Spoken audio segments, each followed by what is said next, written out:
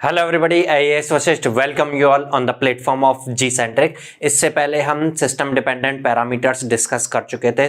3 system dependent parameters होते थे, input impedance, reflection coefficient and SWR. Reflection coefficient अगर कभी बोलेगा तो बाय डिफॉल्ट हम लोड पर रिफ्लेक्शन कोफिशिएंट, जब मैं बोलूं कि रिफ्लेक्शन कोफिशिएंट मींस लोड पर रिफ्लेक्शन कोफिशिएंट, और इसके लिए हम अलग अलग जगह पर क्या होता था वो समझ चुके थे। ठीक है, SWR अगर हम कभी बोले तो बाय डिफॉल्ट वो वोल्टेज स्टैंडिंग वेव रेशियो है। रिफ्लेक्शन कोफिशिएंट भी बोले तो वो वोल्टेज के लिए रिफ्लेक्शन कोफिशिएंट है। करंट के लिए रिफ्लेक्शन कोफिशिएंट नेगेटिव होगा, ये हमें माइंड में रखना है। और फिर उसी ISWR फाइंड करते टाइम पे करंट के रिफ्लेक्शन कोफिशिएंट को यूज में लेना है। हालांकि मैग्नीट्यूड से रिलेटेड होता है SWR, इसलिए करंट के लिए हो या वोल्टेज के लिए हो कोई फर्क नहीं पड़ता, नेगेटिव का हो या पॉजिटिव का हो। करंट और वोल्टेज के लिए बस ये होता है एक दूसरे का नेगेटिव होता है रिफ्लेक्शन कोफिशिएंट। ठीक है, अब हम डिस्कस करेंगे कि ये सिस्टम डिपेंडेंट पैरामीटर्स अगर हैं तो इस सिस्टम के लोड इम्पीडेंस पर डिपेंड कर रहे हैं ना। ये यहाँ पर रिफ्लेक्शन कोफिशिएंट एट लोड है, ये माइंड में रखना है। ये कहाँ पर है? ये लोड पर मैंने बात की है, at Z equal to L बात किया है मैंने। ठीक है, बाकी आपको याद आ गया होगा। किसी और पॉइंट पर बताना है तो कैसे बताना है, क्वेश्चन में अगर किसी और पॉइंट पर पूछा तो अकॉर्डिंगली वही बताना है हमें, कुछ नहीं पूछा तो बाय डिफॉल्ट लोड पर बताना है। ठीक है, तो अब ये ZL पर डिपेंड करेंगे। तो अभी हम डिस्कस करेंगे कि डिफरेंट कुछ स्पेशल केसेस देखेंगे हम लोड जो अप्लाई कर रहे हैं उसके अकॉर्डिंग। तो फर्स्ट हम डिस्कस कर रहे हैं short circuited transmission line. Transmission line short circuited होने का मतलब होगा कि लोड साइड पे जो ZL होगा वो इस तरह से होगा कि ये लाइन शॉर्ट सर्किटेड हो रही हो। लाइन शॉर्ट सर्किटेड होने का मतलब ये होगा कि जहां यहाँ पर जो ZL अप्लाइड है वो ZL के शॉर्ट सर्किट का इम्पीडेंस कितना होता है? 0 अप्लाइड है। बाकी सब चीज़ों के हिसाब से हम नहीं देख रहे वेरिएशन मीन्स L या Z0 नहीं, बल्कि लोड के अकॉर्डिंग हम केसेस डिस्कस कर रहे हैं। स्पेशल Z0 क्या है या लेंथ क्या है उससे उसको नहीं देख रहे हैं। चलिए, तो सबसे पहले हम इनपुट इम्पीडेंस की बात करते हैं कि इस केस में इनपुट इम्पीडेंस क्या आएगा। इस केस में इनपुट इम्पीडेंस का एक्सप्रेशन, अच्छा जब भी हम बाय डिफॉल्ट बात करें तो लॉसलेस ट्रांसमिशन लाइन बात करें, लॉसलेस के लिए इनपुट इम्पीडेंस ये होता था। जनरल क्या होता था? J अंदर लेके हाइपरबोलिक गामा L होता था। Gamma equal to alpha plus J beta में अल्फा 0 के साथ ये हमने कैलकुलेट किया था लॉसलेस ट्रांसमिशन लाइन के लिए। अच्छा, इनपुट इम्पीडेंस क्या हो जाएगा? ZL is 0 plus J Z0 10 beta L divide bye ZL is 0 Z0। ये Z0 कैंसिल आउट हो गया, रिजल्टिंग वैल्यू आ गया J Z0 10 बीटा L। ये इनपुट इम्पीडेंस जो आ रहा है शॉर्ट सर्किटेड ट्रांसमिशन लाइन के लिए, इसको ZSC से आगे से हम रिप्रेजेंट कर लेंगे। कहीं पर कोई बोले ZSC का मतलब शॉर्ट सर्किटेड ट्रांसमिशन लाइन के केस में इनपुट इम्पीडेंस। ट्रांसमिशन लाइन कैसे इम्पीडेंस वाली है, कितने लाइन के, उससे मतलब नहीं है, बस लोड जो है वो शॉर्ट सर्किटेड होना चाहिए। उस केस में इम्पीडेंस जो आ रहा है वही आ रहा है। अच्छा, अब मेरा क्वेश्चन ये होगा, क्या ये इनपुट इम्पीडेंस को देख करके हम कह सकते हैं कि इस केस में इनपुट इम्पीडेंस प्योर इमेजिनरी नजर आ रहा है? लेकिन ऐसा केवल उस केस में होगा जब लाइन लॉसलेस हो, क्योंकि लॉसलेस नहीं होगी तो J अंदर जाएगा, 10 हाइपरबोलिक गामा L बनेगा। दूसरी बात, Z0 भी रियल नहीं होगा। अगर लॉसलेस है तो Z0 प्योर रियल होता ही होता है, और ये तो कुछ ना कुछ वैल्यू माइनस इनफाइनाइट से प्लस इनफाइनाइट के बीच में कुछ नंबर बनेगा, तो ओवरऑल एक इमेजिनरी वैल्यू आएगी। तो आप कह सकते हो, नोट लिख सकते हो, for short circuited line input impedance is pure imaginary when line is lossless. साथ में ये भी मेंशन कर लीजिएगा व्हेन लाइन इज लॉसलेस। तो ये पॉज लेकर के ये अपने नोट्स में ये मेंशन कर लीजिएगा। ठीक है, शॉर्ट सर्किटेड लाइन के लिए इनपुट इम्पीडेंस ऐसा होता है। अच्छा, अब ये इमेजिनरी इम्पीडेंस तो रिएक्टेंस होता है। आपको पता होगा अगर कोई इंडक्टर का रिएक्टेंस हो तो वो रिएक्टेंस पॉजिटिव होता है, J ओमेगा L ऐसे करके होता है। अगर कैपेसिटर का हो तो 1/J ओमेगा C याद आ रहा है ना, तो J ऊपर आकर के ऐसा कुछ हो जाता है नेगेटिव। नेगेटिव अगर रिएक्टेंस हो तो कैपेसिटिव है, पॉजिटिव रिएक्टेंस हो तो नेगेटिव है। ये देख करके क्या समझ में आ रहा है, ये पॉजिटिव है या नेगेटिव है? पॉजिटिव नजर आ रहा है, इसलिए हमें ऐसा फील हो रहा है क्या कि इस केस में यहाँ पर जो रिएक्टेंस होगा वो इंडक्टिव होगा। बट क्या चीज, ये tan की वैल्यू नेगेटिव भी तो हो सकती है। tan थीटा है ना, ये tan के बारे में आपको पता होगा, tan फर्स्ट क्वाड्रेंट में पॉजिटिव होता है, सेकंड क्वाड्रेंट में नेगेटिव होता है। ये ध्यान रखो ना, ASTC यहाँ पर साइन और कोसेक पॉजिटिव होते हैं, लेकिन tan की बात करें तो नेगेटिव होता है। tan नेगेटिव यहाँ पर होगा, यहाँ पॉजिटिव होगा। तो फर्स्ट और थर्ड क्वाड्रेंट में अगर हुआ ये एंगल बीटा एल एंगल ही होगा ना। कैसे? बीटा बताता था आपको पर यूनिट लेंथ में कितना एंगल चेंज हो रहा है, और मल्टीप्लाई बाय लेंथ कर देंगे तो टोटल एंगल ही होगा ना, इलेक्ट्रिकल पाथ लेंथ। तो ये अगर फर्स्ट क्वाड्रेंट में हुआ मींस 0 से π/2 तक बना तो पॉजिटिव होगा, इंडक्टिव रिएक्टेंस आएगा। सेकंड क्वाड्रेंट में बना तो ये π/2 से 2π के बीच में बना, नेगेटिव आएगी tan की value, negative reactance means capacitive होगा। थर्ड क्वाड्रेंट में बना तो पॉजिटिव होगा, फोर्थ क्वाड्रेंट में बना तो नेगेटिव होगा। तो आप इस तरीके से ये नहीं कह सकते कि हमेशा इंडक्टिव रिएक्टेंस होगा, बल्कि डिपेंड करेगा कितनी वैल्यू बन रही है। और कितनी वैल्यू बन रही है, बीटा तो फिक्स होगा भाई, हमारी ट्रांसमिशन लाइन में यूनिट लेंथ में कितना फेज चेंज होता है वो तो फिक्स होगा, लेकिन लेंथ कितनी है उसके हिसाब से डिफरेंट वेरी कर रहा होगा। तो आप ये नोट लिख सकते हैं, साथ में मेंशन कर सकते हैं। For a short circuited lossless transmission line, its input inductance is pure imaginary value and it can be inductive or capacitive depending on the length of the transmission line. Clear है बात है? चले, first ये हमने समझ लिया है input impedance. दूसरा जो पैरामीटर होता था that was reflection coefficient gamma. ये क्या होता था, ZL minus Z0 by ZL plus Z0। ZL के यहाँ पर 0 तो ये -1 आ जाएगा। अगर ये गामा -1 आ रहा है तो standing wave ratio 1 plus mod of gamma -1 minus mod of gamma. Gamma की वैल्यू क्योंकि 1 है तो ये हो जाएगा 1 - 1 0, infinite. Standing wave ratio infinite है। साथ साथ में देखना, गामा की वैल्यू अगर -1 है, रिफ्लेक्शन कोफिशिएंट की वैल्यू अगर -1 है, तो इसका मतलब होगा ये चीज क्या होती थी, ये वोल्टेज के reflected value divide by voltage की इंसिडेंट वैल्यू होती थी। ये -1 होने का मतलब ये दोनों सेम होंगे तभी तो रेशियो 1 के आएगा। बट नेगेटिव होने का मतलब क्या होगा कि ये दोनों सेम तो होंगे, लेकिन एक पॉजिटिव वैल्यू के साथ होगा तो एक नेगेटिव वैल्यू के साथ होगा। अगर ये पॉजिटिव है तो नेगेटिव होगा, ये नेगेटिव है तो पॉजिटिव होगा। मींस इंसिडेंट की जब पॉजिटिव साइकिल आ रही होगी तो रिफ्लेक्टेड की नेगेटिव आएगी, इंसिडेंट की जब नेगेटिव आ रही होगी तो रिफ्लेक्टेड की पॉजिटिव साइकिल आ रही होगी, तभी तो एक दूसरे के नेगेटिव आएंगे। तो हम कह सकते हैं इंसिडेंट और reflected wave just opposite phase में होंगे, नेगेटिव है क्योंकि 180 डिग्री के फेज डिफरेंस में होंगे, और पूरी की पूरी इंसिडेंट वेव रिफ्लेक्ट हो जाएगी। तो आप एक नोट मेंशन कर सकते हो, लिख लीजिएगा, for short circuited transmission line all incident, मैं शॉर्ट में लिख दे रहा हूं, all incident wave is reflected and reflected wave is out of phase या is at 180 degree phase difference. ठीक है, चलिए ये हमने फर्स्ट डिस्कस किया short circuited transmission line. Second case देखिएगा, अगर हमारा लोड शॉर्ट ना हो, यहां पर शॉर्ट ना हो बल्कि ओपन हो। ओपन होने का मतलब कुछ ऐसा दिखेगा। नेक्स्ट हम समझ रहे हैं open circuited line. Open circuited line में ऐसा होगा कि हमारा जो लोड होगा वो ओपन सर्किट हो रहा होगा, ये इस तरह से ओपन सर्किट होगा। इस केस में ये ओपन सर्किट है, कैरेक्टरिस्टिक इंपेडेंस Z0 है, लेंथ वही कुछ भी हो सकती है, Z0 भी कुछ भी हो सकता है, बट लोड ओपन सर्किट होने का मतलब, ओपन सर्किट होने का मतलब ZL क्या है, ओपन होने का मतलब कितना इंपेडेंस, इनफाइनाइट इंपेडेंस। ओपन में कोई करंट नहीं फ्लो हो सकता ना, करंट फ्लो को अपोजिशन मिल रहा है इनफाइनाइट का, आप कह सकते हो ZL इनफाइनाइट है। इस केस में अब इनपुट इंपेडेंस क्या बन करके आएगा, इनपुट इंपेडेंस का जनरल एक्सप्रेशन अब याद होने लगा होगा आपको।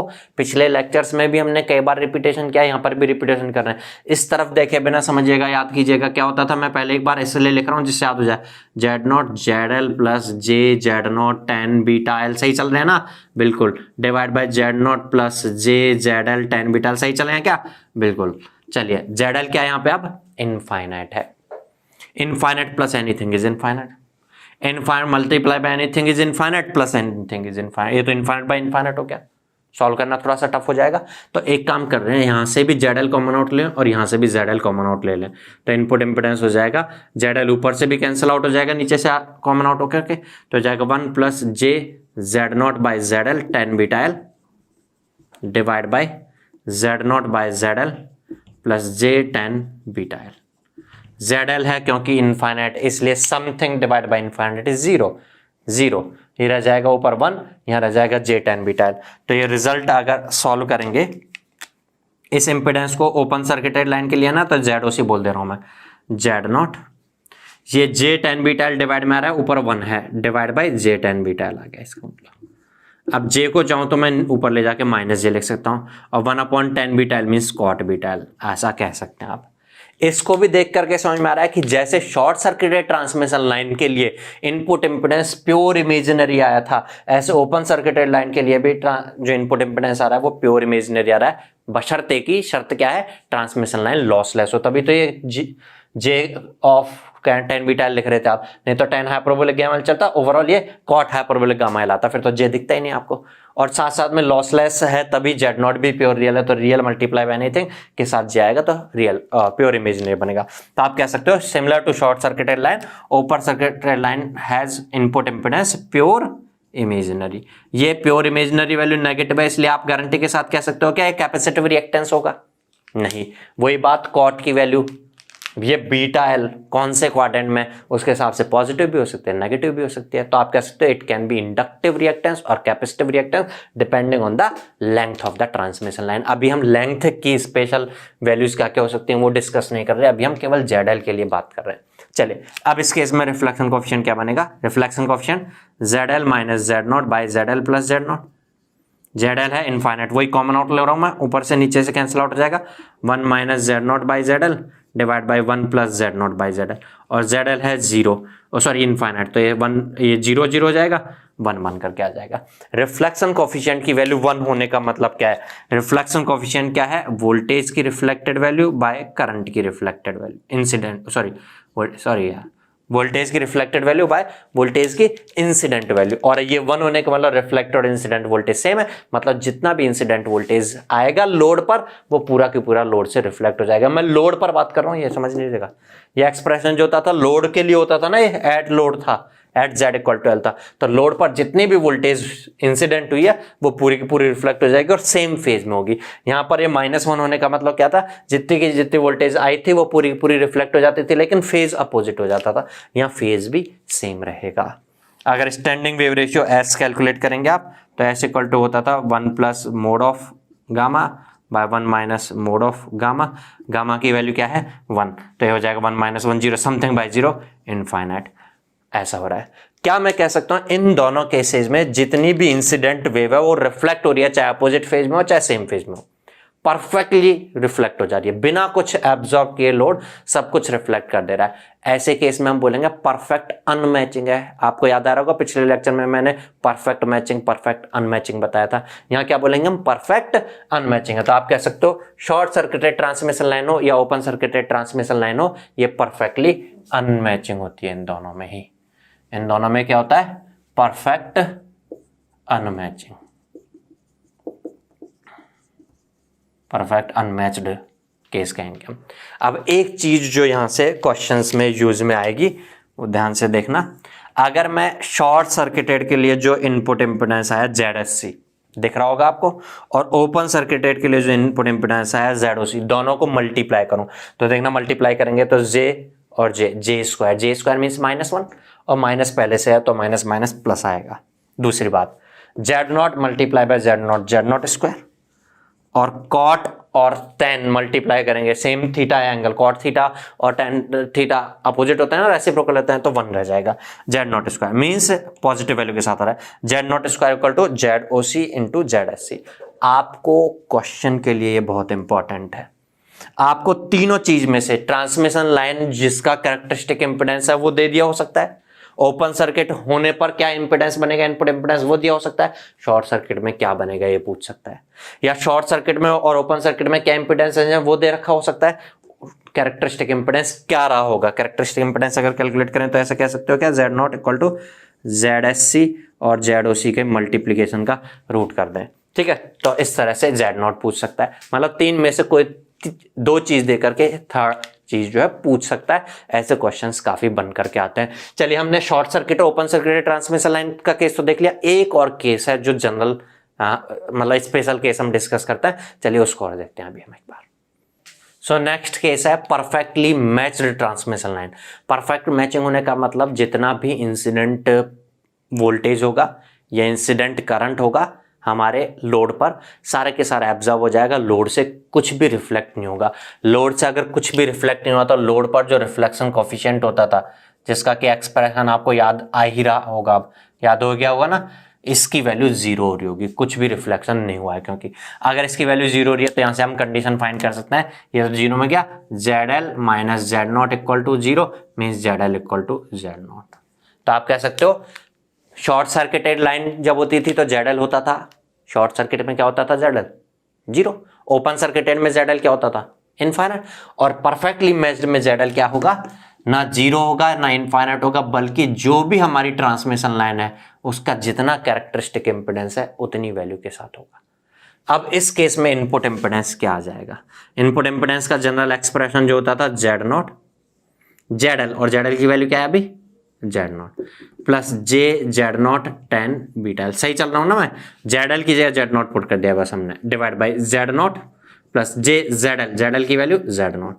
इस केस में, स्पेशल केस में जब परफेक्टली मैच लाइन है तो जेड एल जहां पर था वो जेड नॉट की वैल्यू सब्स्टिट्यूट कर दिया मैंने, क्योंकि Z L equal to Z not है।